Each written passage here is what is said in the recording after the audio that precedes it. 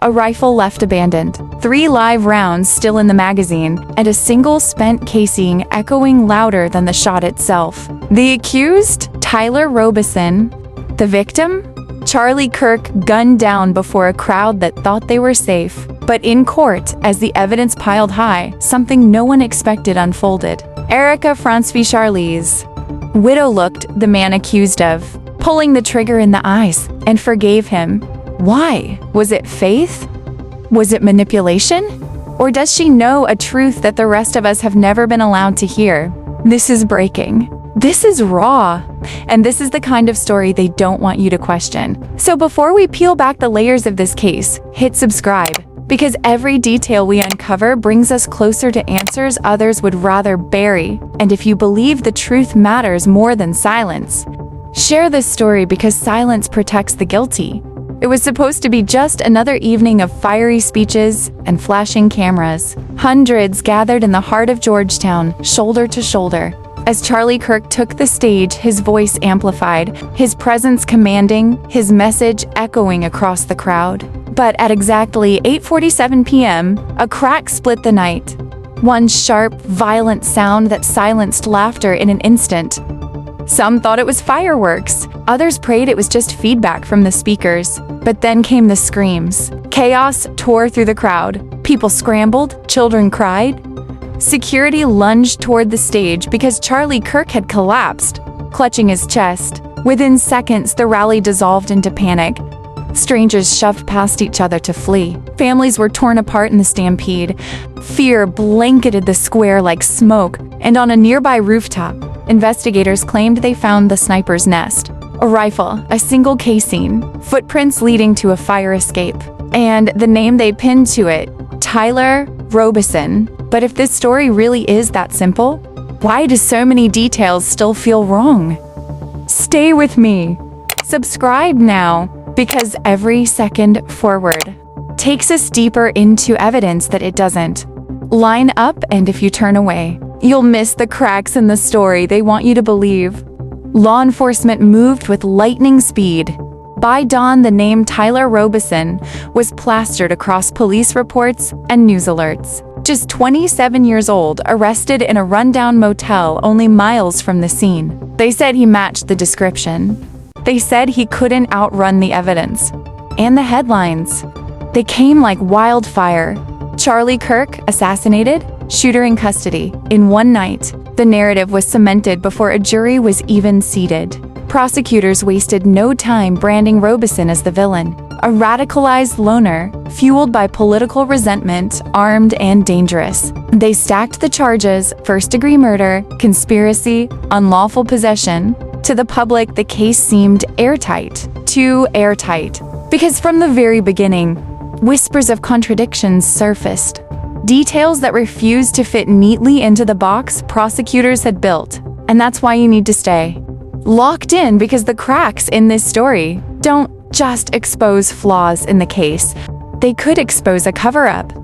Subscribe now if you believe truth shouldn't be left buried, because the next twist will make you question everything you've been told. The prosecution's case leaned heavily on one object, a rifle, a Mauser .30-80-6, an antique from another war, out of place in a modern assassination. Yet ballistics claimed the bullet that ended Charlie Kirk's life came from that very barrel. But under the sterile lights of the forensic lab, doubt crept in.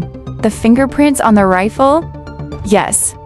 Some matched Tyler Robison, but they were smeared, partial, incomplete. No full palm print, no glove fibers, no clean signature of a man gripping the weapon in that fatal moment. Then came the digital trail. On Robison's laptop searches, that seemed incriminating. Rooftop entry points. Ballistics angle Georgetown. Even the chilling query, how many seconds until sirens respond? And the notes. Pages of scrawled handwriting, ranting against the establishment. Lines calling Kirk a traitor. Words that felt less like a confession and more like a script written to be discovered. On paper, it all looked damning.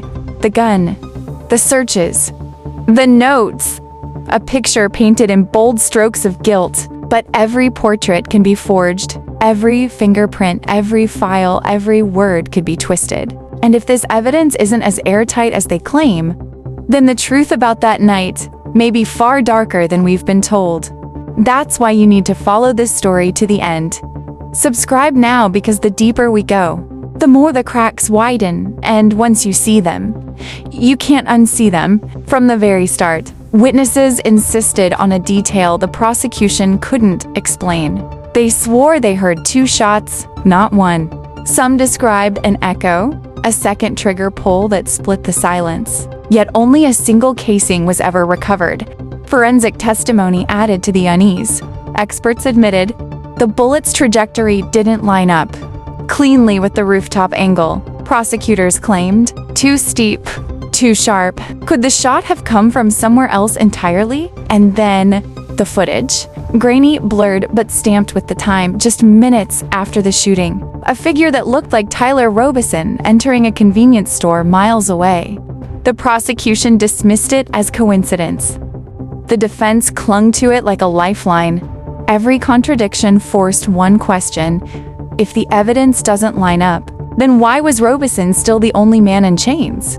And this is where you have to stay with me. Because if the cracks are this visible now, what does that say about the parts of the case still hidden from the public? Subscribe, because the next layer doesn't just raise doubt. It could flip the entire story upside down. Behind closed doors, whispers grew louder. What if Tyler Robison wasn't the assassin, but the scapegoat? A man radical enough to blame, convenient enough to convict, but never the one who pulled the trigger. Some investigators suggested the rifle itself might have been planted, left on that rooftop, like a prop in someone else's play. Others argued this crime was too precise, too coordinated for a lone wolf. Multiple shooters. Suppressed footage. A key witness who suddenly changed their story. Every thread unraveled into an unsettling possibility. The real killer may have vanished into the chaos, leaving Robison to carry the weight. And through it all, Erika Frantzve stayed silent until the day of the trial. When she rose, faced the man accused of murdering her husband, and spoke the words that silenced the room: "I forgive you, Tyler, because I believe truth will outlast vengeance." Single quotes. Forgiveness. Was it an act of faith? Or was it the faintest signal that she, more than anyone, doubts the story we've all been told? And if Erika sees cracks where prosecutors see certainty, what does that say about what really happened that night? Subscribe now, because the next chapter isn't just about guilt or innocence. It's about whether the truth itself has been buried alive. At the center of this storm is not politics, not headlines, but grief. A man is dead, a family shattered, a movement left without its voice, and a nation, once again, divided over where justice begins and where truth ends. For Erika Frantzve, the widow standing in the ashes, forgiveness became her act of resistance. Not weakness, not surrender, but a declaration that hate would not write the final chapter of her life. Across the country, candlelight vigils glowed in the darkness. Some cried for justice, demanding the full weight of the law. Others cried for truth, insisting the story we were told was incomplete. And yet, the wound from that night in Georgetown has not healed. It lingers, raw, bleeding, because forgiveness can quiet a courtroom, but it cannot silence the questions that still remain. And that's why you need to stay with this story. Subscribe, because every unanswered question demands a witness. Share this video, because silence only protects the powerful. And comment below one word that defines what you believe this case deserves: justice, truth, or release. In the courtroom, two versions of the truth collide. Prosecutors insist the case is straightforward.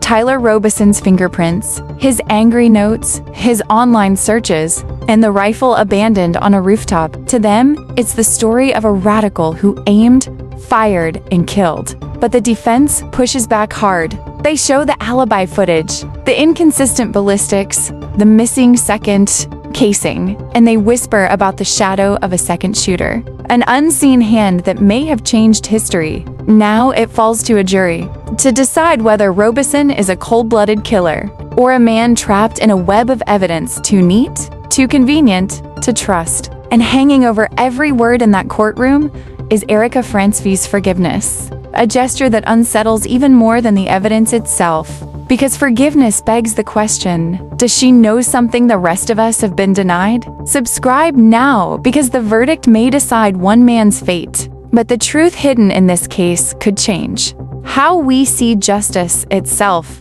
Here's what we know. A man is dead, a nation is divided, and one suspect sits in the courtroom staring down life in prison or worse.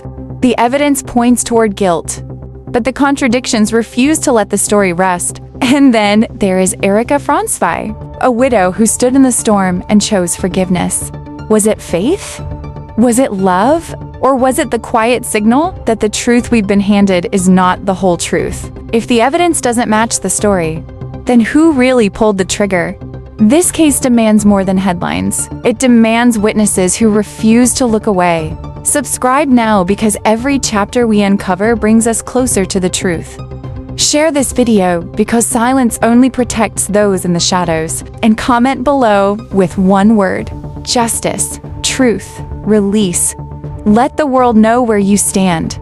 Because this story isn't just about Tyler Robison, it's about whether truth can survive in a system built on silence. And the next chapter is still being written.